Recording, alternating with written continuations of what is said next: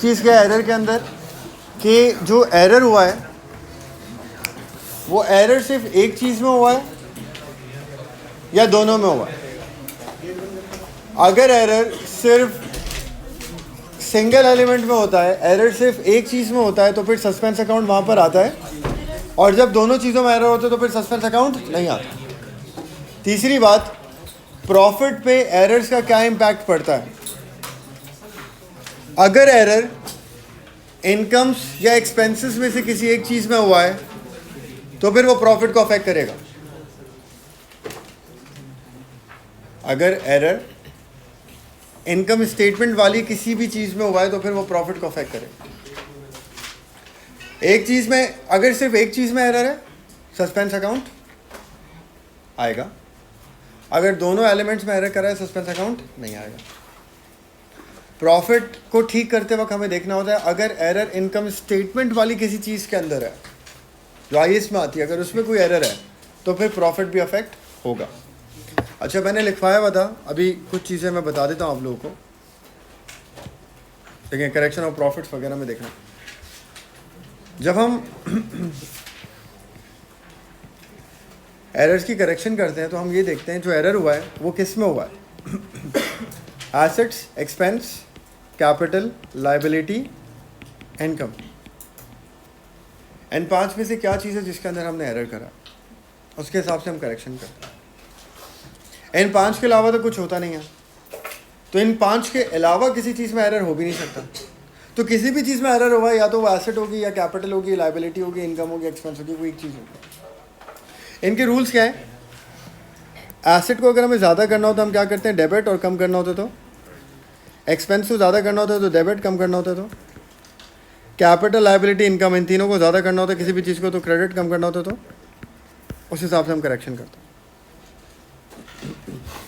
Income statement वाली चीज़ों पर अगर हम आए, सेल्स इनकम स्टेटमेंट के लिए क्या है, इनकम है। परचेजेस क्या है इनकम स्टेटमेंट के लिए, एक्सपेंस। ओपनिंग इन्वेंट्री क्या है इनकम स्टेटमेंट के लिए, क्लोजिंग इन्वेंट्री क्या है इनकम स्टेटमेंट के लिए,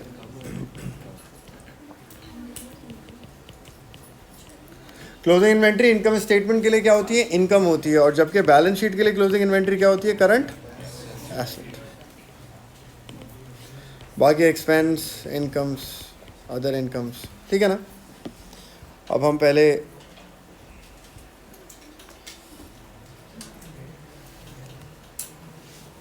देखें, errors not affecting trial balance है ये। पहले errors not affecting trial balance क्या है, ये वो एरर्स हैं जिसमें सस्पेंस अकाउंट नहीं आएगा। ये वो एरर्स हैं जिसमें दो चीज़ों में गलतियां हुई होंगी, सस्पेंस की ज़रूरत नहीं पड़ेगी, क्योंकि इन्होंने ट्रायल बैलेंस को अफेक्ट नहीं करा, इनकी वजह से सस्पेंस नहीं आया। तो जब इनकी करेक्शन होगी वहाँ भी सस्पेंस नहीं आएगा। कितनी तरह के होते हैं errors not affecting trial balance. Error of omission. Omission क्या होता है, when entry is completely omitted from the books. Debit भी गायब है, क्रेडिट भी गायब है, डबल एंट्री बनानी पड़ेगी। कमीशन क्या होता है, ए के अकाउंट की एंट्री बी के अकाउंट में लिख दी है, या सी के अकाउंट की एंट्री डी के अकाउंट में लिख दी है, कमीशन है। रॉन्ग अकाउंट में, यार आप लोग प्लीज़ मुंह बंद करके बैठिएगा, बाकी सब प्लीज़। रॉन्ग अकाउंट में एंट्री करिए, कमीशन। ट्रांसपोजिशन क्या है, जब हम अमाउंट में गलती करते हैं लेकिन दोनों में जो अमाउंट की गलती डेबिट पे करी है वही अमाउंट की गलती सेम अमाउंट की, अमाउंट गलत डाल दी, डेबिट पे भी क्रेडिट पे, ट्रांसपोजिशन है। ओरिजिनल एंट्री भी मेरे हिसाब से यही है, तो ट्रांसपोजिशन और ओरिजिनल एंट्री एक ही चीज़ है, लेकिन एग्जामिनर ने वो फ्रैंकफर्ट में दोनों अलग अलग लिखी है, वैसे एक ही है। 62 को 26 कर दिया, इसको वो ओरिजिनल एंट्री करा। ट्रांसपोजिशन में 63 को 85 लिख दिया, मतलब अमाउंट ही गलत हो रही है ना दोनों में, तो मेरे हिसाब से दोनों सेम है, ट्रांसपोजिशन और original entry. Complete reversal, debit को क्रेडिट कर दिया और क्रेडिट वाले को डेबिट कर दिया, तो डबल अमाउंट से दोनों की करेक्शन होगी। और प्रिंसिपल में क्या है, कैपिटल एक्सपेंडिचर को रेवेन्यू एक्सपेंडिचर बना दिया और रेवेन्यू एक्सपेंडिचर को capital expenditure. Non current asset खरीदा, उसको एक्सपेंस में डाल दिया, या एक्सपेंस को एनसीए में डाल दिया, ये प्रिंसिपल है। कमीशन और ये ऑलमोस्ट सेम है लेकिन अलग अलग है। कमीशन में क्या होता है, डेटर ए की जगह डेटर बी के अकाउंट में एंट्री कर दी, तो बी में गलत कर दी और ए में की नहीं, दो गलतियां हो गई। सी की जगह डी के अकाउंट में एंट्री कर दी, तो डी में खामाखाई में कर दी, सी में करी नहीं, ये कमीशन है। प्रिंसिपल क्या है, कैपिटल एक्सपेंडिचर को रेवेन्यू एक्सपेंडिचर बना दिया। रेंट था, रेंट को for example non current asset में डाल दिया। रिपेयर टू मोटर व्हीकल था, repair to motor vehicle expense है, उसको हमने motor vehicle non current asset में डाल दिया, या नॉन करंट एसेट को एक्सपेंस में डाल दिया, वो प्रिंसिपल है। और कंपनसेशन है, कंपनसेशन में क्या होता है, एक गलती करते हैं जिससे ट्रायल बैलेंस अफेक्ट होता है, सस्पेंस अकाउंट आता है, उस गलती को ठीक नहीं करते, एक और गलती कर देते हैं उतनी अमाउंट की कि ट्रायल बैलेंस को बराबर कर देता है। तो हम एक एरर करके उस एरर को कंपनसेट करके सस्पेंस अकाउंट का बैलेंस उड़ा देते हैं। जैसे फॉर एग्जांपल मैंने एक एरर करा, ट्रायल बैलेंस में फ़र्क आ गया 300 रुपये का। अब मैं भाई ये फ़र्क आया 300 को, इसको ठीक करूं, तो मैं क्या कहता हूँ, मैं कहता हूँ यार डेबिट साइड 300 से कम हो रही है, तो एक काम करता हूँ क्रेडिट को भी 300 से कम करता हूँ, बराबर हो जाएगी। डेबिट पे 300 बिला वजह किसी चीज़ में डाल देता हूँ, बराबर हो जाएगी। गलती ठीक नहीं कर रहा, एक और गलती कर रहा हूँ जो उसको कंपनसेट कर रही है, और ट्रायल बैलेंस बराबर हो गया, लेकिन गलतियाँ दो हो गई। ये कंपनसेशन होता है। ये एरर्स हैं जो अफेक्ट नहीं करते ट्रायल बैलेंस को, इसमें सस्पेंस अकाउंट नहीं आता। सही। फिलहाल नंबर 1, ये 2 दफ़ा रिपीट हुआ MCQ। A cheque 85 receive from, cheque मिल रहा है तो किससे मिल रहा होगा, डेटर से ही मिल रहा होगा ना। एक चेक मिल रहा है हमें डेटर से, कितना, 85 का। हमने शकील के अकाउंट को क्रेडिट करने के बजाय शम्स के अकाउंट को क्रेडिट कर दिया। एरर का टॉपिक करने के लिए आपको डबल एंट्रीज याद होनी चाहिए सारी। आप एक गलती ठीक करने जा रहे हैं, पहले आपको तो चीज़ आती हो तो गलती ठीक करेंगे ना किसी की। तो मैंने सारी डबल एंट्रीज आपको लिखवाई हैं, पता नहीं कितनी डबल एंट्रीज मैंने आपको लिखवाई थी इस टॉपिक से पहले। किसी के पास नहीं है तो वो किसी से भी ले ले वो डबल एंट्रीज। डेटर से पैसे मिलते हैं तो क्या एंट्री बनती है, सेल्स की क्या एंट्री है, परचेज की क्या एंट्री है, आती भी होगी, नॉर्मल डबल एंट्रीज हैं ये, फिर भी मैंने लिखवाई थी। जिसके पास नहीं है वो ले लेगा डबल एंट्री। फिर ये सवाल अटैम्प्ट करिएगा। अभी तो मैं करा रहा हूँ, इसकी रिकॉर्डिंग में आप लोग को भेज दूंगा, आप जब घर पे खुद से करेंगे MCQ, मेरे कराने से कुछ नहीं होता MCQ, सही है, आपको समझ में आ जाता है। MCQ घर जाके खुद नहीं करेंगे, दिमाग में नहीं बैठेगा, जब रिपीट होगा तो याद नहीं रहेगा, तो फ़ायदा क्या फिर MCQ करने का। खुद करने हैं ये सारे MCQ एक दफ़ा एटलीस्ट, तो आप वो डबल एंट्री ले लेगा पहले, सही है। अब यहाँ पर क्या है देखें, चेक मिले 85 का शकील से, आप एंट्री लिखें, चेक मिलता है तो डबल एंट्री बनती है, बैंक डेबिट लिखे, bank debit Shakeel credit, bank debit Shakeel credit 85। तो ये पैसे मिल रहे हैं 85 डेटर से ना, बैंक डेबिट शकील क्रेडिट, ये होना चाहिए था। उसने क्या कर दिया, उसने बैंक में तो गलती नहीं करी, बैंक तो डेबिट ही कराए, लेकिन शकील को क्रेडिट करने के बजाय शम्स को क्रेडिट कर दिया, तो दो गलतियां हो गई। शकील क्रेडिट हुआ नहीं है और शम्स खामाखाई में क्रेडिट हो गया। शम्स को खामाखाई में क्रेडिट कर दिया और शकील को क्रेडिट नहीं किया। करेक्शन करते हैं, शम्स को जो बिलावजह क्रेडिट किया है उसको क्या कर दें, डेबिट कर दें, ये ठीक हो गया। खामाखाई में क्रेडिट किया है ना, उसको डेबिट कर दिया, ठीक हो गया। और शकील को जो क्रेडिट नहीं किया था उसको क्रेडिट कर दें, यह एंट्री बन गई। शकील क्रेडिट होना था, पैसे मिले, डेटर से पैसे मिलते हैं तो डेटर क्रेडिट होता है, नहीं किया था क्रेडिट कर दिया, और जिसको खामाखाई में क्रेडिट किया तो उसको डेबिट कर दिया। तो शकील क्रेडिट और शम्स डेबिट, डी आंसर होगा। सस्पेंस नहीं आएगा, ये नॉट अफेक्टिंग है, दो चीज़ों में गलतियाँ हुई हैं, सस्पेंस नहीं आएगी। इसमें कोई प्रॉब्लम है तो पूछ लें। Number 2 error, a computer system purchase from S computers for 1430। यहाँ रुक जाए, हमने कंप्यूटर ख़रीदा है एस कंप्यूटर से 1430 का, तो कंप्यूटर खरीदा होगा, क्या एंट्री बनी होगी? कंप्यूटर खरीदा होगा, एसेट है डेबिट, और कैश बैंक या एस कंप्यूटर लाइबिलिटी क्रेडिट, ये एंट्री बननी चाहिए अगर उधार पे लिया तो। अब करा क्या देखें, बोल रहा है वो had been incorrectly recorded as 1340। एक तो 1430 के बजाय 1340 लिख दिया, एक गलती हो गई। और कहाँ लिखा है? And was entered in stationery account instead of office equipment account. Office equipment के अकाउंट में लिखना था, वहां नहीं लिखा, खामा खाई में स्टेशनरी के अकाउंट में लिख दिया। और कितना लिखा है? 1340, जबकि लिखना कितना था? 1430।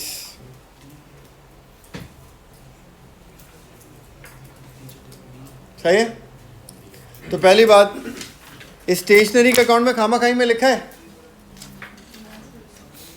उसको हटाएं स्टेशनरी को। स्टेशनरी में खामा खाई में लिखा है तो उसको हटाने के लिए हम क्या करेंगे? क्रेडिट कर देंगे। और कितना लिखा है उसमें? 1340। तो लिखे entry stationery credit 1340। Stationery asset खामा खाई में लिखा हुआ है, उसको रिमूव करते हैं, क्रेडिट हो जाएगा 1340 से। तो स्टेशनरी क्रेडिट 1340 एक हो गया। बिला वजह लिखी थी स्टेशनरी, क्रेडिट कर दी 1340। इक्विपमेंट लिखा ही नहीं है, और जब लिख रहे हैं इक्विपमेंट तो सही वाली अमाउंट से लिखें। इक्विपमेंट डेबिट 1430, इक्विपमेंट नहीं लिखा था, इक्विपमेंट हम लिख रहे हैं 1430 का, डेबिट हो गया, ये खरीदा हमने।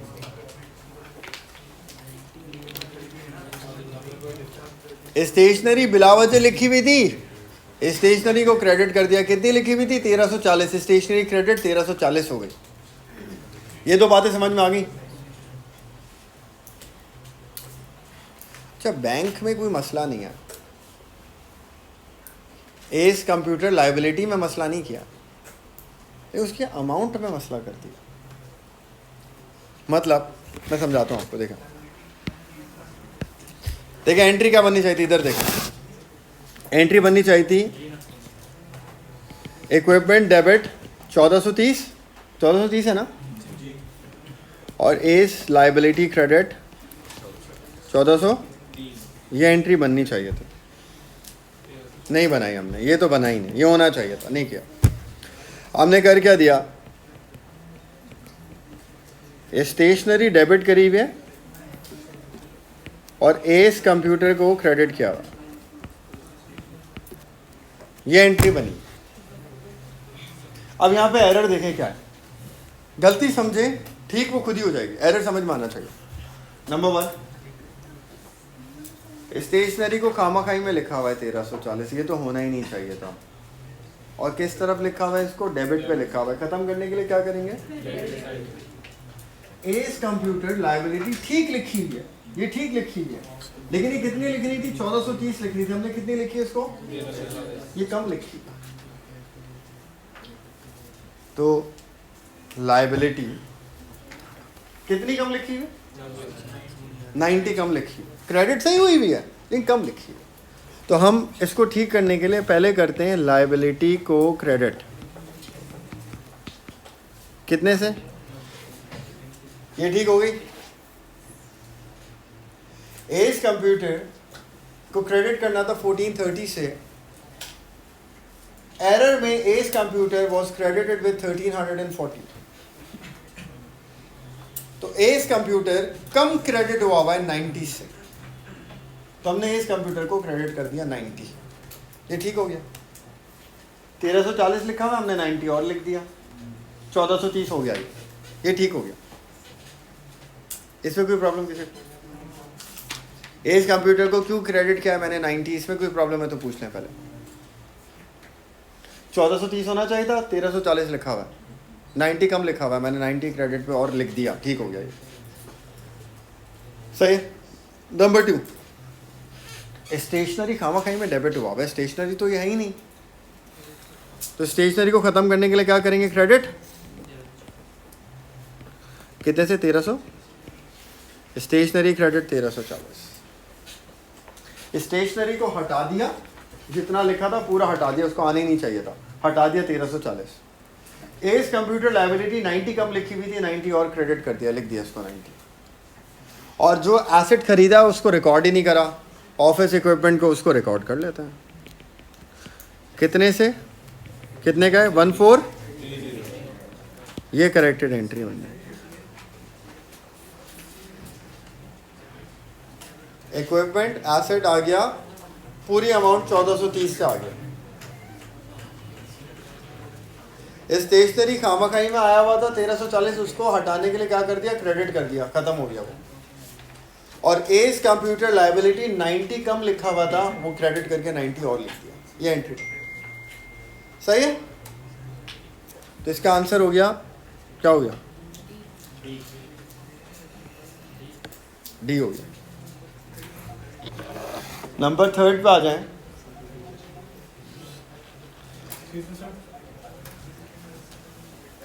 सीता डिस्कवर्स दैट, सुने, Sita discovers that 1000 receive from the sale of fixtures. ये कल किया हमने, है ना?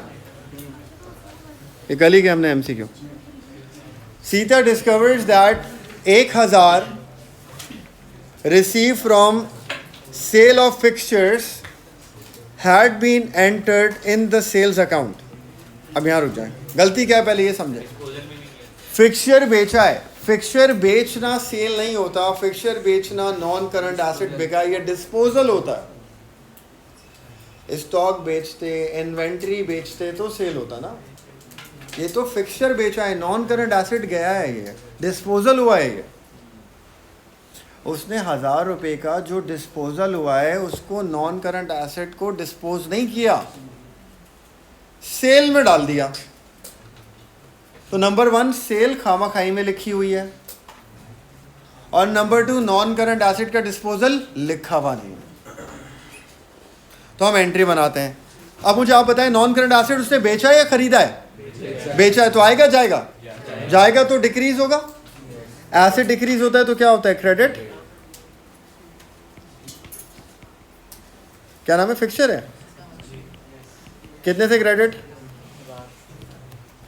एसेट चला गया, उसने नहीं हटाया हुआ इसको, क्योंकि एसेट चला गया है, बिक गया है, हमने इसको क्रेडिट कर दिया, तो non current asset fixture credit हो जाएगा।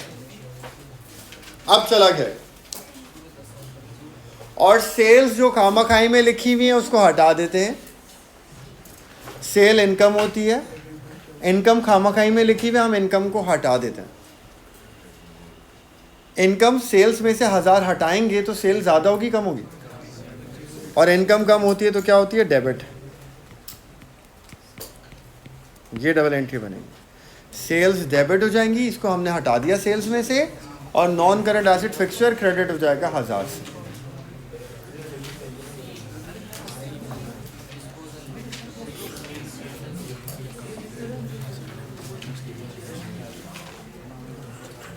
सही है।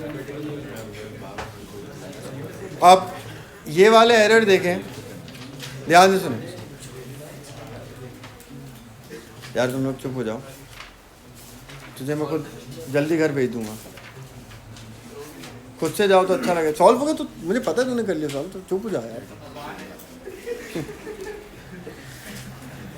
Affect of errors on profit. अब ये हैं एमसीक्यूज के, इन चीज़ों के जो एरर्स हैं इसकी एंट्री नहीं बनानी, इसके अफेक्ट प्रॉफिट पे क्या हुए हमें वो ठीक करना है। अच्छे से पहले कुछ एमसीक्यू ये वाले ये और देख लें। देखें, जफर सोल्ड, सुने, 300 goods to Yasmin on credit. यहाँ रुक जाए। जफर ने गुड्स बेचे यास्मीन को, यानी कि जफर के लिए सेल्स है और यास्मीन के लिए परचेजेस है। 300 रुपये का। वो किस हिसाब से पूछता है? जफ़र के पॉइंट ऑफ व्यू से पूछता है, यास्मीन के पॉइंट ऑफ व्यू से पूछता है, वो हमें आगे पता चलेगा। हमें ये पता है जफ़र के हिसाब से पूछेगा तो ये सेल्स हैं, और यास्मीन के पॉइंट ऑफ व्यू से पूछेगा तो ये परचेजेस हैं। Zafar prepared an invoice but posted it as a credit note. Which entry will Zafar make to correct this error? Credit note होता है सेल रिटर्न, ध्यान से सुने बात, क्रेडिट नोट होता है सेल रिटर्न। उसने सेल्स करी थी, सेल तो लिखी नहीं, और सेल रिटर्न खामाखाई में लिख दी। तो हमें दो काम करना है, जो सेल रिटर्न खामाखाई में लिखी है उसको खत्म करना है, सेल रिटर्न को खत्म करना है, सेल रिटर्न तो थी नहीं, और जो सेल थी नहीं लिखी थी उसको लिखना है। दो काम करना है। तो पहले ये एंट्रीज बनाते हैं, फिर आखिर में आप इसको टोटल करके ऑप्शंस में देखिएगा। पहले देखें नंबर 1। अब सुनिए मेरी बात, अब आपको पता होना चाहिए सेल रिटर्न की डबल एंट्री क्या बनती है?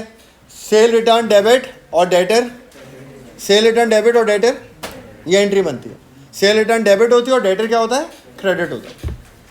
ये इसने एंट्री बना दी, जबकि ये सेल रिटर्न थी नहीं। तो इसने क्या एंट्री बनाई होगी? इसने सेल रिटर्न को डेबिट कर दिया और इसने डेटर को क्रेडिट कर दिया। गलत है ना ये? Cell return debit debtor credit हुआ है, गलत है। हम इसको खत्म करते हैं एंट्री। क्या करें खत्म करने के लिए? सेल रिटर्न डेबिट हुआ है ना, खत्म करने के लिए क्या करें? इसको क्रेडिट कर देते हैं। तो हमने क्या, सेल रिटर्न क्रेडिट कितना, और डेटर खामाखाई में क्रेडिट हुआ है, इसको क्या करें?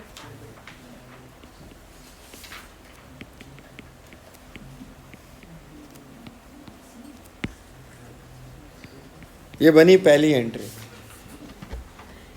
ये हमने क्या करा है? सेल रिटर्न का अफेक्ट, इम्पैक्ट खत्म किया है। खामाखाई में सेल रिटर्न की एंट्री बनाई हुई थी, हमने इसको खत्म किया। सेल रिटर्न को क्रेडिट किया खत्म करने के लिए, और डेटर को वापस डेबिट कर दिया। सेल रिटर्न का इम्पैक्ट खत्म हो गया, उस एंट्री का इम्पैक्ट खत्म हो गया। दूसरा काम क्या करना था? क्रेडिट सेल की एंट्री बनानी थी, हमने नहीं बनाई। अब क्रेडिट सेल की एंट्री बना लेते हैं। क्रेडिट सेल की एंट्री क्या बनती है? डेटर डेबिट, डेटर डेबिट और सेल्स, ये एंट्री बन गई। तो सेल्स की एंट्री नहीं बनी थी वो भी बन गई, और सेल रिटर्न की जो गलत एंट्री बनी थी क्रेडिट नोट वाली, उसको खत्म भी कर दिया हमने। ये करेक्टिंग दो एंट्रीज बनेंगे। अब इसको मिला लें अगर हम, यार इस टॉपिक के लिए आपको डबल एंट्रीज आनी चाहिए सारी, वरना कभी भी नहीं हो सकता ये टॉपिक अगर डबल एंट्रीज आपकी नहीं है पक्की तो। और डबल एंट्री पक्की है तो ये इशू नहीं है टॉपिक बिल्कुल भी। अब इसको टोटल करें, इधर देखें, डेटर पहले कितने से डेबिट हुआ है? पहले एंट्री में डेटर कितने से डेबिट हुआ है? दूसरी में कितने से डेबिट हुआ है? तो टोटल डेटर कितने से डेबिट हुआ है? तो हम इसको इस तरह भी लिख सकते हैं, देखें, डेटर डेबिट 600 और सेल रिटर्न क्रेडिट हुई है कितने से? और सेल्स क्रेडिट हुई है कितने से? ये करेक्टिंग एंट्री बन जाएगी। इन दोनों को मिला लें तो एक ही चीज़ मिल रही है, डेटर। वहाँ भी डेबिट हो रहा है, वहाँ भी डेबिट हो रहा है, तो कितने से डेबिट हो रहा है? 600 से। Cell return credit, cell credit, वही एंट्री को मैंने इस तरह बनाया।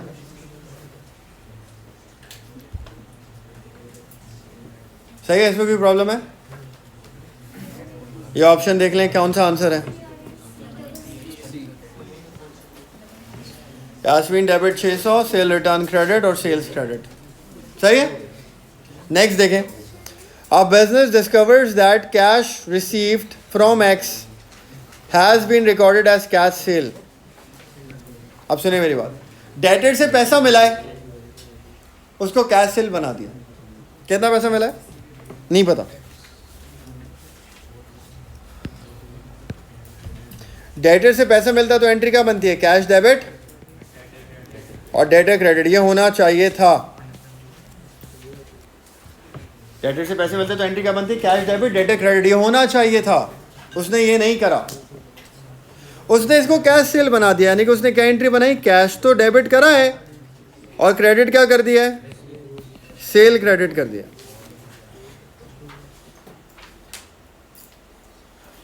तो अब देखें एरर क्या होगा। कैश तो अपनी जगह ठीक है, जब डेबिट से पैसा मिलता तो भी हम क्या डेबिट करते हैं? कैश। कैश सेल हुई है तो भी क्या डेबिट करते हैं? कैश। कैश तो सही लिखा हुआ है, दोनों केसेस में डेबिट ही होना था, वो डेबिट ही हुआ है। गलती क्या है, डेटर क्रेडिट होना चाहिए था, डेटर क्रेडिट नहीं हुआ। और क्या चीज खामा-खाई में क्रेडिट हो गई, सेल खामा-खाई में क्रेडिट हो गई। इसको ठीक कर ले। सेल को ठीक करने के लिए क्या करेंगे, क्रेडिट खामा-खाई में हुई है तो इसको क्या कर देंगे, डेबिट कर देंगे। और डेटर क्रेडिट हुआ नहीं है उसको क्रेडिट कर देंगे। क्या नाम है डेटर का, पता नहीं।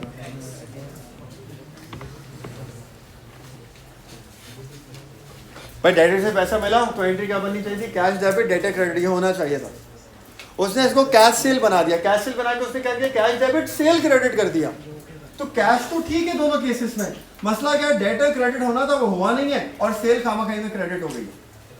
तो इसको खत्म करने के लिए क्या करा हमने, डेबिट और डेटर क्रेडिट, ये करेक्टिंग एंट्री।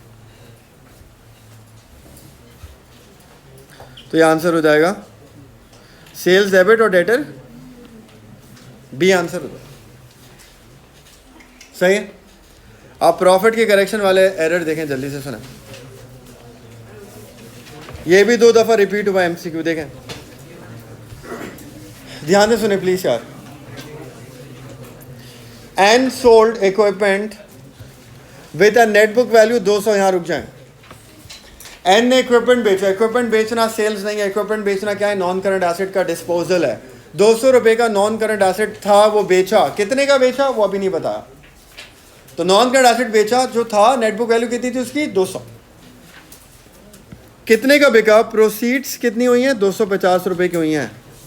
250 रुपए का बेचा, तो 200 रुपए का एसेट 250 में बेचा, तो कितना फायदा हुआ, 50 का। क्या हो गया, प्रॉफिट ऑन डिस्पोजल हो गया 50 का। ये होना चाहिए था। अब हुआ क्या आगे, were credited to sales account and debited in cash book. 250 रुपया जो आया है, $250 जो रिसीव हुए हैं, तो $250 वर डेबिटेड टू कैश अकाउंट, जो कि सही है। पैसे तो आ रहे हैं ना, सेल से आए या नॉन करंट एसेट बेच कर आए, 250 रुपये आ तो रहे ना। वो बैंक अकाउंट में लिखा तो सही लिखा, वो गलती नहीं है। लेकिन इसने सेल्स को क्रेडिट कर दिया है 250 से, इसने सेल्स के अकाउंट में लिख दिया है 250। सेल तो है ही नहीं 250 की, ये तो नॉन करंट एसेट का क्या है, डिस्पोजल है।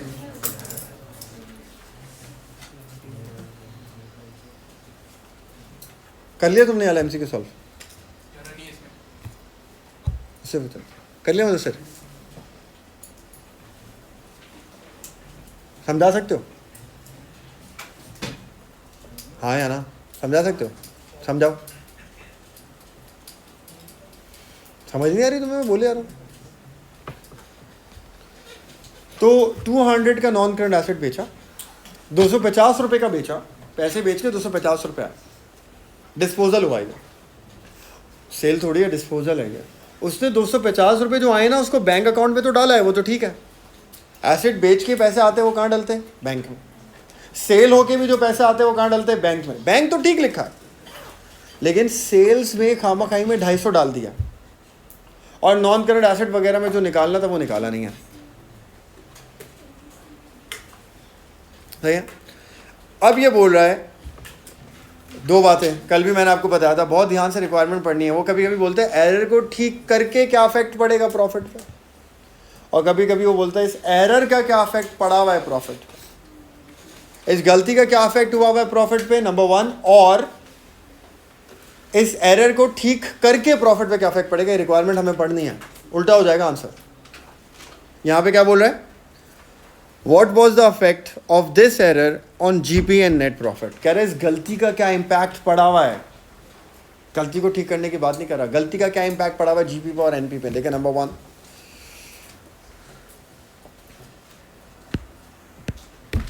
सुने, सेल्स लिखी में, इधर मेरी बात सुने, सेल लिखी में खामा-खाई में, कितनी सेल लिखी हुई है, तो सेल्स ओवरस्टेटेड है ना, सेल खामा-खाई में लिखी हुई है ना 250, इसका मतलब इनकम खामा-खाई में लिखी हुई है 250। इनकम खामाखाई में 250 से ज़्यादा हुई भी है। इनकम ज़्यादा होगी तो ग्रॉस प्रॉफिट भी क्या होगा, ग्रॉस प्रॉफिट 250 से ज़्यादा हुआ है। हो गई एक बात। जीपी ज़्यादा हुआ है तो नेट प्रॉफिट भी क्या हुआ है, नेट प्रॉफिट भी 250 से ज़्यादा हुआ है। यहाँ तक कोई मसला। इनकम ज़्यादा हुई है 250 से, इनकम ज़्यादा हुई है मतलब जीपी ज़्यादा हुआ है 250 से, जीपी ज़्यादा हुआ है नेट प्रॉफिट भी ज़्यादा हुआ है 250 से। ये गलती का फैक्ट पड़ा हुआ है, सही है। अगर ये इसको डिस्पोजल लिखता, अगर accountant would have recorded this transaction as disposal of non current asset, तो accountant would have recorded profit on disposal. कितना प्रॉफिट ऑन डिस्पोजल हुआ है, net book value of asset sold was 200 and cash receive on disposal was 250। तो amount received over net book value of asset is profit on disposal.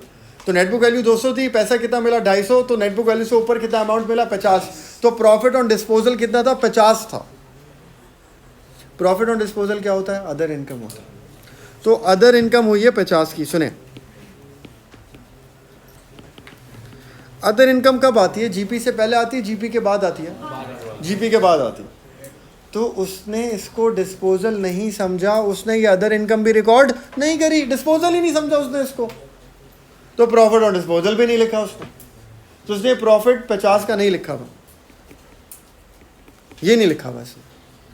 लेकिन ये लिखता भी तो कहाँ लिखता, जीपी के बाद लिखता, तो जीपी से पहले इसका कोई इफेक्ट नहीं है। हाँ, ये जीपी के अगर बाद लिखता तो क्या होता, ग्रॉस प्रॉफिट की टोटल वैल्यू प्लस होता है, अदर इनकम जीपी में प्लस होती है। तो ये जीपी के बाद लिखता तो अदर इनकम क्या होती, ऐड होती, तो नेट प्रॉफिट क्या होता, बढ़ता। लेकिन ये नहीं लिखा हुआ, तो नेट प्रॉफिट क्या हुआ है, कम हुआ हुआ है। तो नेट प्रॉफिट कम हुआ है कितने से, 50 रुपए से। अब नेट ऑफ कर लें, जीपी क्या हुआ है 250 से, ग्रॉस प्रॉफिट 250 से ज़्यादा हुआ है, और नेट प्रॉफिट 250 से ज़्यादा हुआ है और 50 से कम हुआ है। तो ओवरऑल देखा जाए तो नेट प्रॉफिट 200 से ज़्यादा हुआ है। तो ये 200 से ओवर स्टेटेड है, ये 250 से ओवर स्टेटेड है। एरर का टॉपिक आखिरी में इसलिए करा रहा हूँ मैं टॉपिक्स के अंदर, क्योंकि ये टेक्निकल एमसीक्यूज। अगर ये आपको एमसीक्यू मुश्किल लग रहे हैं तो ये मुश्किल टॉपिक के एमसीक्यूज हैं, मसले की बात। बैंक रिकन्सिलेशन टॉपिक आसान है, लेकिन बैंक रिकन्सिलेशन का एमसीक्यूज बहुत मुश्किल होता है, तो उसमें 2-3 तरह से चीज़ें पूछता है, तो आप उस टर्म से फेमिलियर होना पड़ता है, आपको देखना पड़ता है बैंक स्टेटमेंट, इसलिए मुश्किल लगे। जो एमसीक्यू मैंने करा है आज वो घर जाके करें, रिकॉर्डिंग में भेज दूंगा, वही एमसीक्यू दोबारा करें, पक्का हो जाएगा टॉपिक। ऐसी एरर है, एरर में आपको डबल एंट्रीज नहीं आती तो आपसे एरर होना नहीं है। आप डबल एंट्री करने के बाद एरर करें, एरर आसान है। और ये वाली चीज़ें टेक्निकल है, ये समझनी पड़ेगी। तो उसने सेल लिखी हुई 250, खामाखाई में प्रॉफिट ज़्यादा हुआ है 250 से, जीपीवी और एनपीवी 250 से ज़्यादा हुआ है। लेकिन उसने डिस्पोजल नहीं लिखा हुआ, तो प्रॉफिट ऑन डिस्पोजल जो 50 आता है वो उसने नहीं लिखा हुआ, तो उसने उस प्रॉफिट को जीपी में ऐड नहीं किया हुआ। जीपी के बाद आता है, जीपी पे फर्क नहीं पड़ेगा, जीपी के बाद आता है। तो जब उसने वो ऐड नहीं किया हुआ तो नेट प्रॉफिट भी ऐड नहीं हुआ हुआ, तो नेट प्रॉफिट कम हुआ हुआ है 50 से। तो 250 से बढ़ा हुआ है, 50 से कम हुआ हुआ है, तो ओवरऑल नेट प्रॉफिट 200 से ज़्यादा हुआ हुआ है और जीपी 250 से ज़्यादा हुआ हुआ है। तो यहाँ का आंसर देखें, gross profit over stated by 250, over stated 250, ये रहा ओवर स्टेटेड 250, और net profit over stated 200। C answer हो जाएगा। है ये टेक्निकल एमसीक्यू, करेंगे दोबारा फिर पता चलेगा, 1-2 बार करेंगे फिर आएगा, मुश्किल एमसीक्यू। नेक्स्ट देखें, ये एमसीक्यू तो रिपीट ही होता जा रहा है। देखें 1 2 3 4 5 6 7 8 9 10 दफ़ा आ चुका है।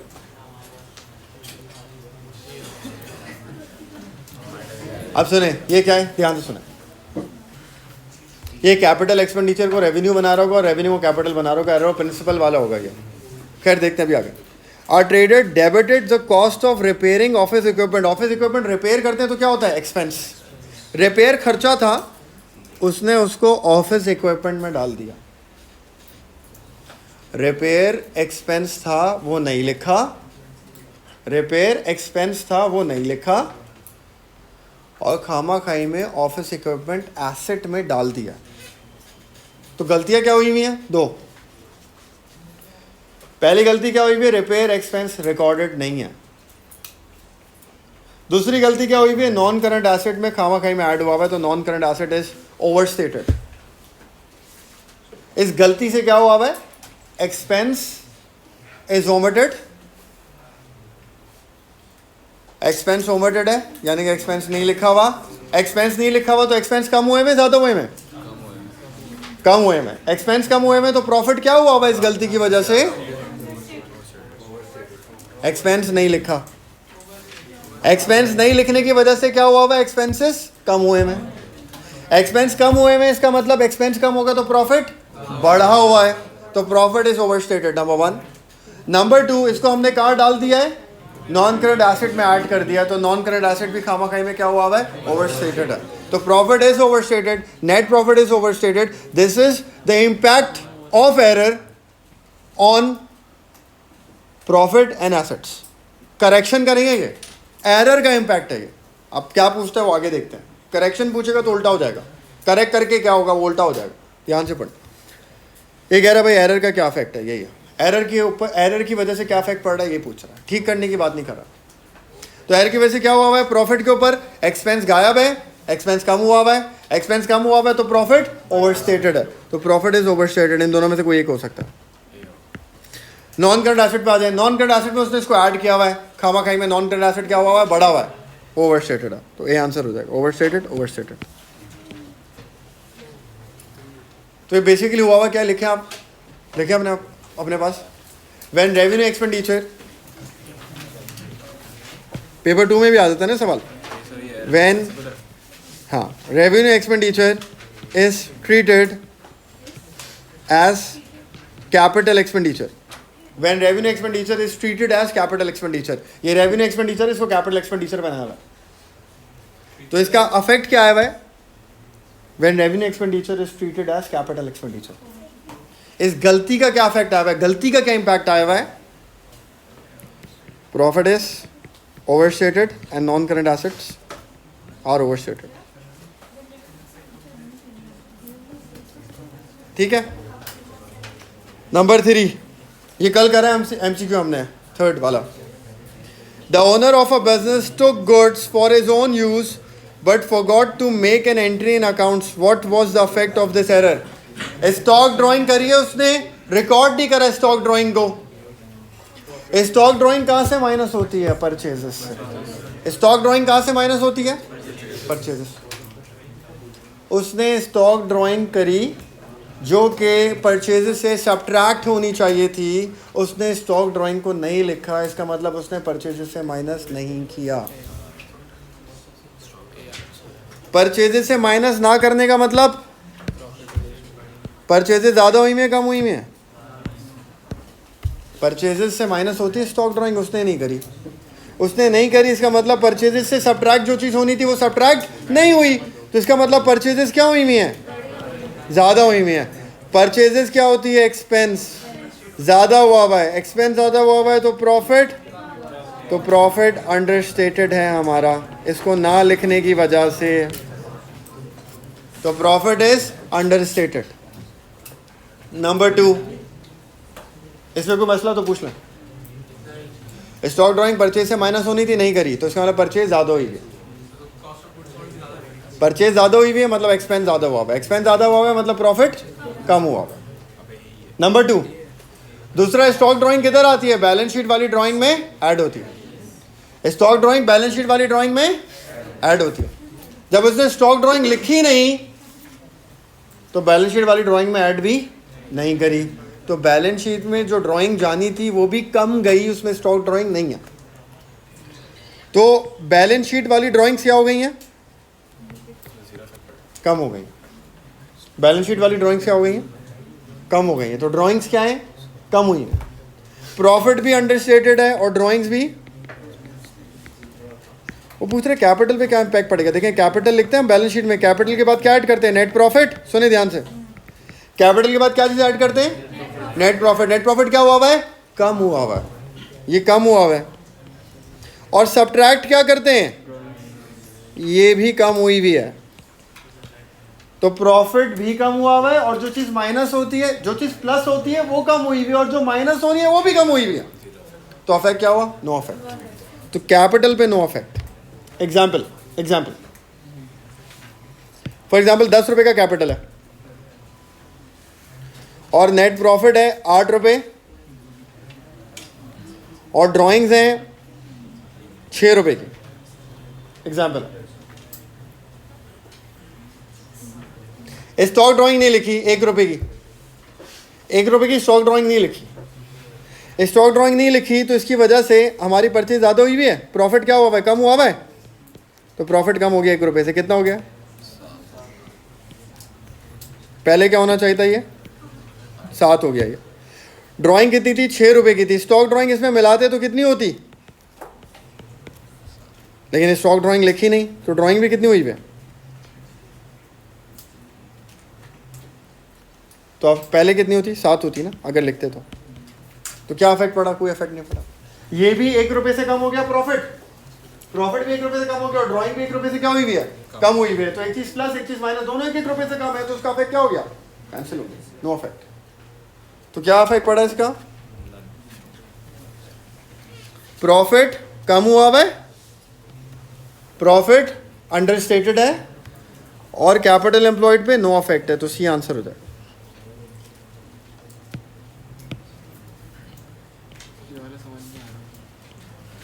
कल समझाया तूने, कल बैठ के समझा और आज दोबारा समझना, फिर याद क्यों नहीं है। समझने मतलब याद भी होना चाहिए ना।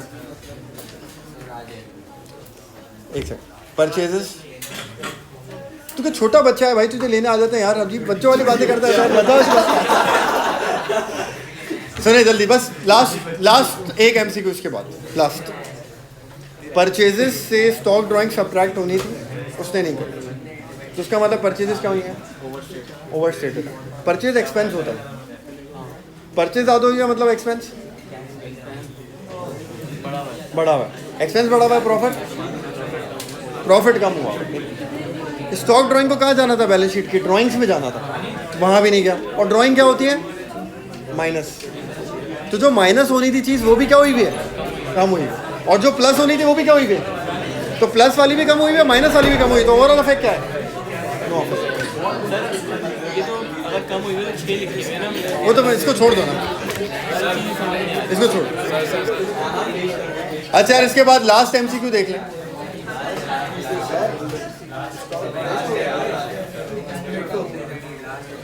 क्रिप्टो नहीं, स्टॉक एक्सचेंज। कल मतलब क्रैश का मतलब ये कल 1500 पॉइंट माइनस हुई है मार्केट, 1500 पॉइंट माइनस। मतलब हाँ, जिनके पास था उनके तो लगे हैं। देखिए, Sam buys a new computer for business use and cost is debited to purchase. Same error of principle है। सुने क्या हुआ है, कंप्यूटर खरीदा उसने, कंप्यूटर खरीदने का मतलब ये कहाँ जाना चाहिए था, एनसीए में जाना चाहिए था, उसने इसको परचेज एक्सपेंस में डाल दिया। अब एरर ठीक करने की बात कर रहा है या एरर की बात कर रहा है वो देखते हैं। कह रहा है अफेक्ट एरर का क्या पड़ेगा प्रॉफिट पे और नॉन करंट एसेट पे। एरर ठीक करने की बात नहीं कर रहा। सुने मेरी बात सुने, इसने क्या करा, कंप्यूटर खरीदा। सुने, कंप्यूटर खरीदा, कंप्यूटर क्या था, नॉन करंट एसेट था। कंप्यूटर क्या था, नॉन करंट एसेट था, इसने नहीं लिखा। कंप्यूटर खरीदा, कंप्यूटर क्या था, एनसीए था, इसने एनसीए नहीं लिखा। तो एनसीए नहीं लिखने का मतलब एनसीए ज्यादा हुआ है कम हुआ है, तो नॉन करंट एसेट कम हुआ है, अंडर स्टेटेड है। 2 ऑप्शन है, कंप्यूटर खरीदा, एनसीए खरीदा, एनसीए में ऐड होना चाहिए था, एनसीए में ऐड नहीं किया, इसका मतलब एनसीए कम हुआ है। अब दूसरे पे चलते हैं आगे। इसने करा क्या है, उसको एनसीए खरीदा, इसने उसको किधर डाल दिया, एनसीए को उसने किधर डाल दिया है, परचेज में डाल दिया। परचेज क्या है, एक्सपेंस है, उसने एनसीए को एक्सपेंस में डाल दिया है। जब एनसीए को वो एक्सपेंस में डाल देगा तो एक्सपेंस बढ़ेगा कम होगा, एक्सपेंस बढ़ जाएगा। एक्सपेंस बढ़ जाएगा तो प्रॉफिट अंडरस्टेटेड और नॉन करंट एसेट भी अंडरस्टेटेड। तो ये आंसर होगा, डी आंसर होगा। प्रॉफिट भी अंडरस्टेटेड है और नॉन करंट एसेट भी